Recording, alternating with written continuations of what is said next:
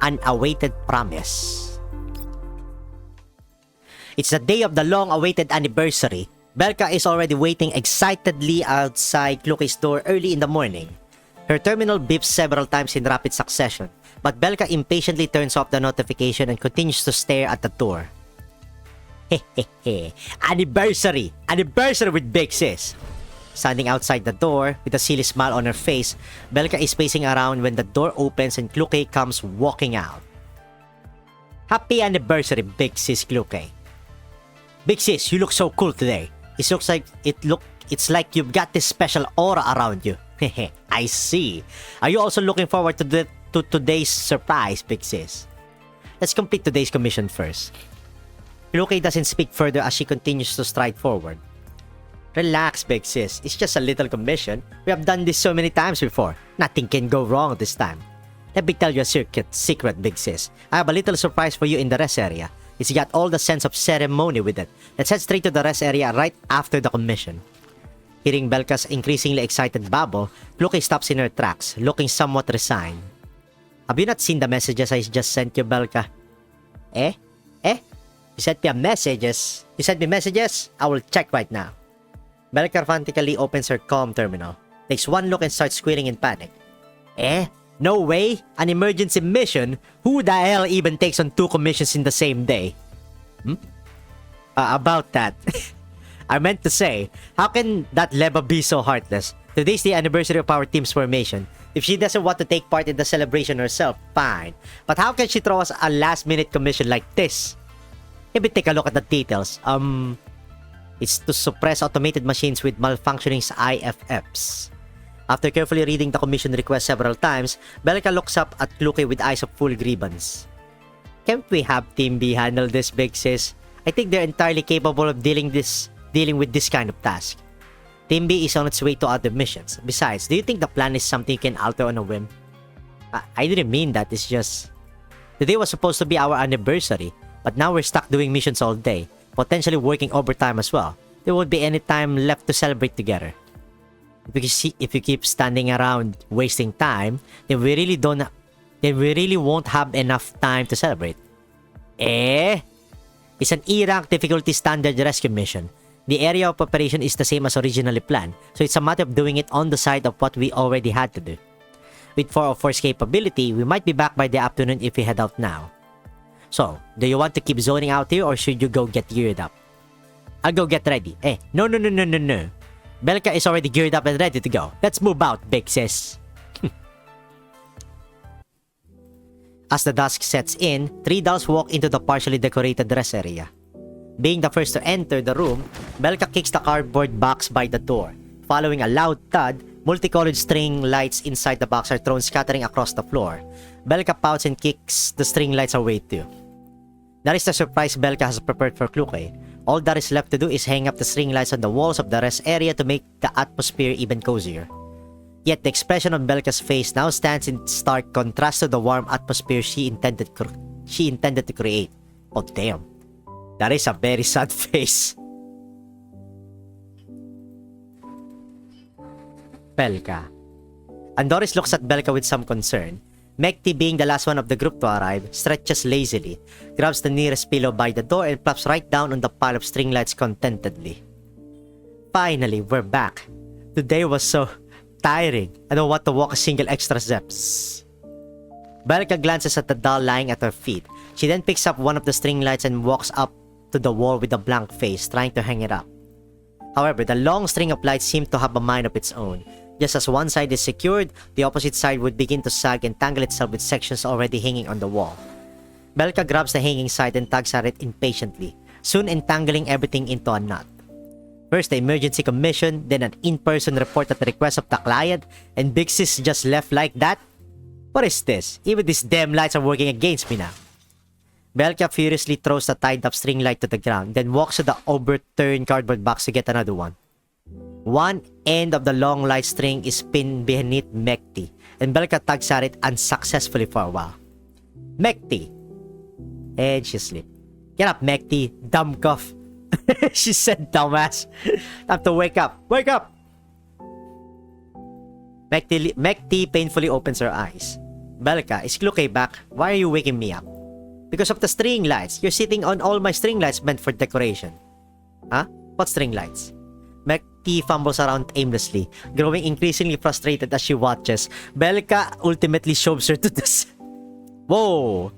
The doll rolls to the ground, then bumps into the wall with a distinct thump. Finally awake, Mekti slowly shuffles to the beanbag sofa on the side and rubs the spot on her head that bumped into the wall. Why so mean? It's not my fault that Kluke was called away. Besides, she said she will be back ASAP after the report is done. Ignoring Mekti, Belka angrily goes back to the wall with the string light in hand. Seeing Belka's agitated state, Andoris gently shakes her head before walking up to her and helps her prop up one end of the string. Hehe, here, let me help you set it up. Belka glances at Andoris and says nothing. Yet Andoris answers with a smile and holds the string high up to the wall. Look, Belka, how about here? Without waiting for Belka's answers, Andoris carefully affixes the string light to the wall. Then she picks up another string and begins affixing the second one with a smile on her face. Soon the blank wall is covered with colorful lights. Even Mekti, who's dozing on the sofa, can't help but open her eyes wide to gaze at the sparkling scene. Did not expect this small rest area to look so pretty when decorated. What do you think, Belka? Seeing Belka still sulking, Andoris picks up the tied-up string light that had been thrown to the ground earlier and starts patiently untangling the knot. Shortly after, the tangled string light is returned to its original state. Andoris gently hands it to Belka and smiles tenderly. Hehe, it's all fixed up. Oh my, are you still upset that Leader couldn't make it back in time? Belka stamps her feet in frustration and lowers her head, clutching the string light in her palm. I did not get upset because of Big Sis. She's just doing what she has to do as per the client's request. It's her showing her sense of responsibility. She never slacks off, even on our anniversary. That's how cool Big Sis is. Indeed, Leader Kluke has always been very cool. Seeing that Belka has finally calmed down, Andoris takes the opportunity to pat her on the head. By the way, you should really go get your frame service now, Belka. You have been overburdening your frame the entire time during today's battle. You might exhaust your energy backup and end up in hibernation if you keep hanging around. Everything's settled here. It's okay for you to take a break. I don't want to. Maintenance will take too much time, and I won't be the first one Big Sis sees when she comes back. I will wait for Big Sis here. See, she promised she'd be back soon. I see. We will head for maintenance first then. Don't push yourself too hard, okay? Andoris leaves the rest area with Mekti. Having watched them leave, Belka ponders for a moment, then sits on the beanbag sofa and rests her head on her knees. Any moment now, Big Sis will surely be back soon. Late into the night, an unusual calmness surrounds the base, only occasionally disturbed by the footsteps of staff echoing faintly down the corridor. However, as time goes on, the one specific sound Belka eagerly awaits never appears. Almost midnight already. Belka sinks deeper into the sofa, but still stares stubbornly in the direction of the corridor. When will Big Sis Kluke be back? Big Sis. At exactly 1:46 a.m., Kluke finally rushes into the rest area. The surprise Belka's been boasting about since the morning before thus pops into Kluke's view. The entire rest area has been decorated in a lively and cheerful fashion with colorful lights emitting a soft, bright glow and balloons on the walls spelling out anniversary. Kluke subconsciously shows her footsteps and stares at the surprise Belka had prepared for her. Suddenly, she spots a doll curled up in the corner of the room. Belka. The doll in the corner does not respond. Kluke hurries over and sees the doll is curled up on the beanbag sofa with her arm wrapped around her knees. Her fluffy head rests on her arm and her eyes are gently closed, or hibernation. The damage to her body has yet to be repaired. Several tears in her synthetic skin look somewhat frightening under the flickering light. In hibernation, huh? Kluke leans over and gently pats her fluffy head. Dumb cough. Kluke gently reaches out and picks up the sleeping Belka. You're heavier than I remember. Let's get you to the maintenance. Kluke is currently compiling last night's commission report in the meeting room. Suddenly, someone knocks on the door. Before Kluke can respond, a figure shoves the door open and rushes up to Kluke with a look of grievance on her face. Big Sis! Yes. Big Sis, I heard you're back, so I came here right away. Are you working on something? I'm not bothering you, am I? Cloquet does not answer but simply examines Belka carefully.